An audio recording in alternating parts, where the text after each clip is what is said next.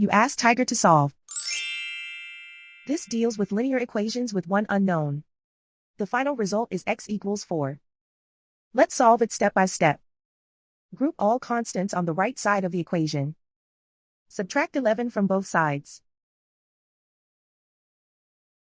Simplify the arithmetic.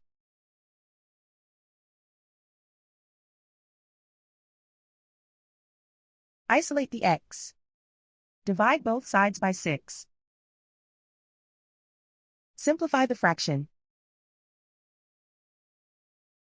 Find the greatest common factor of the numerator and denominator. Factor out and cancel the greatest common factor.